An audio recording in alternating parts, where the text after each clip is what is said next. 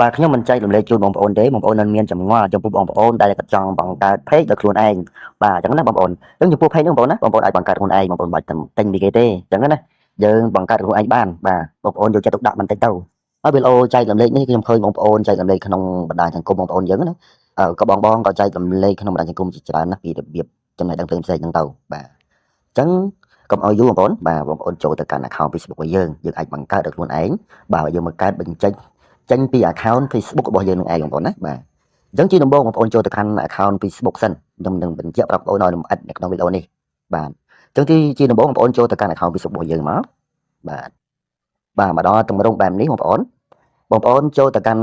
profile របស់យើងបងប្អូនចូលកាន់ profile មកខ្ញុំបញ្ជាក់ប្រាប់បងប្អូនបាទនេះជា account Facebook របស់ខ្ញុំបាទដែលមានឈ្មោះបាទប្រុសវីជនបទកូនខ្មែរនេះបាទអញ្ចឹងខ្ញុំបង្កើត page រួចហើយបងប្អូនណា page របស់ខ្ញុំនៅកណ្ដាលបាទបងប្អូនស្រឡាញ់មើលកន្លែងនេះបងប្អូនចូលណាដែលចំពោះបងប្អូន account Facebook ដែលបានបើកនេះផ្ទាំង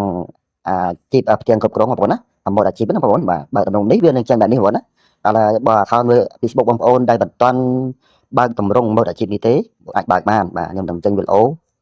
ជូនបងប្អូននៅពេលក្រោយទៀតបាទបងប្អូនមានចម្ងល់ណាតែបងប្អូនដែលមិនទាន់បើកម៉ូតអាជីពបែបនេះដែលមានតម្រងបែបនេះណាបាទដល់ពេលយើងបើកម៉ូតអាជីពរួចហើយវានឹងចេញតម្រងបែបនេះបាទ page យើងនៅតាណាបងប្អូនបងប្អូនថាគាត់មានចម្ងល់បាទខ្ញុំបញ្ជាក់ប្រាប់បងប្អូនដែលមានចម្ងល់តែប៉ុណ្ណោះទេបាទអញ្ចឹងបងប្អូនឆ្លងមកនេះសញ្ញាតិចតួចនេះចុចពើមក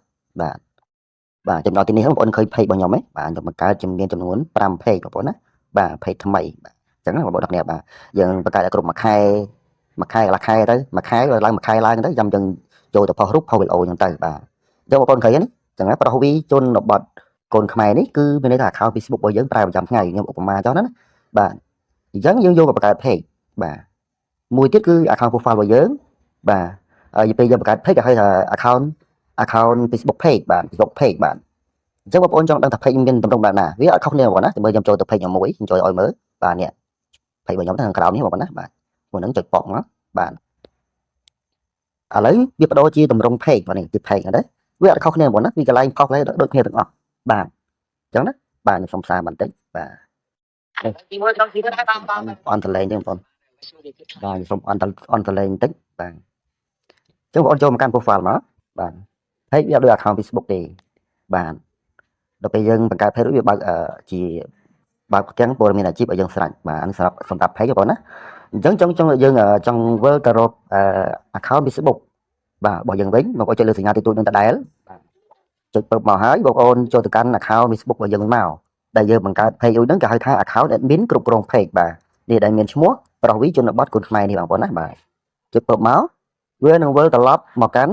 account Facebook របស់យើងដែលយើងគ្រប់គ្រង page របស់យើងហ្នឹងបាទបងប្អូនយល់ហើយចំណេះដឹងបងប្អូនបាទឥឡូវខ្ញុំចុចទៅកាន់ profile ដល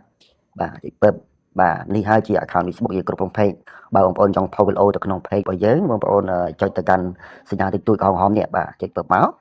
បងប្អូននឹងឃើញ page ហ្នឹងបងប្អូនចង់ផុសទៅកាន់ page ណាបងប្អូនចុចទៅកាន់ page មួយហ្នឹងមកវានឹងត្រឡប់ page ហ្នឹងបងប្អូនណាតែបងហើយបាទអញ្ចឹងសម្រាប់បងប្អូនដែលចង់បង្កើតខ្លួនឯងបាទបើចង់បង្កើតខ្លួនឯងបងប្អូនណាឥឡូវខ្ញុំសុំថយតិចបងប្អូនសុំថយបន្តិចម្ដងទីនេះបងប្អូនចូលមកតម្រងដើមណាតម្រងបងប្អូនចុចលើកាន់ profile របស់យើងក៏បានដែរវាអាប់ដេតថ្មី account Facebook ឥឡូវណាបាទអញ្ចឹងខ្ញុំចុចទៅកាន់ profile របស់ខ្ញុំមកពឹបបាទរួចហើយបងប្អូនចូលប្រកាន់សញ្ញាត្រេក3បាទពីរបៀបបង្កើតណាចង់បង្កើតខ្លួនឯងណាបងប្អូនអូសបន្តិចមកបងប្អូនចុចកន្លែងនេះបើទូរស័ព្ទបងប្អូនជាអក្សរខ្មែរនេះមើលច្រើនទៀតបងចុចពឹបមកបាទបងប្អូនស្វែងរកពាក្យថានេះបងណាចង់បង្កើតខ្លួនឯងណាជាអក្សរខ្មែរទំព័របងប្អូនមិនចេះអក្សរឬក៏បងប្អូនស្ទើររឿងអក្សរអីបងប្អូនចាំតម្រងទៅដែលមានរូបទង់ជាតិនេះចុចពើមកបាទនេះហើយជា page របស់ខ្ញុំមាន5 page ខ្ញុំបានបង្កើតបងប្អូនចង់បង្កើតថ្មីបងប្អូនចូលពាក្យថាបង្កើតខាងលើនេះបាទខាងឆ្វេងដៃរបស់យើងហ្នឹងចុចពើមកបាទហើយជាតម្រងអក្សរខ្មែរស្រួលមើលទេបងណានេះបង្កើតបាទចុចពើមកបាទហើយកន្លែងនេះក៏យើងឈ្មោះទំព័រមានន័យថាយើងដាក់ឈ្មោះរបស់យើងមកអញ្ចឹងវីដេអូនេះកុំឲ្យវែងបងប្អូនណាខ្ញុំសូមបញ្ជាក់ប្រាប់បងប្អូនតែប៉ុណ្្នឹងទេបាទអញ្ចឹងណាបាទពីរបៀបបង្កើតបងប្អូនចង់បង្កើតបងប្អូនអាច comment នៅក្រោមវីដេអូខ្ញុំបានខ្ញុំនឹងធ្វើវីដេអូចែករំលែកពីរបៀបបង្កើតជូនបងប្អូនយើងបាទហើយកន្លែងនេះខ្ញុំសូមបញ្ជាក់បងប្អូនម្ដងទៀតគឺកុំឲ្យយល់ទៅច្បាស់បាទខ្ញុំចុចកន្លែងនេះម្ដងទៀតកន្លែងយើងទៅរក page របស់យើងណាបាទចុចពឹបបាទនេះហើយបាទដែលបងប្អូនដែលលើគេថាទេ account admin ណា admin គ្រប់គ្រង page នេះហើយនេះដែលយើង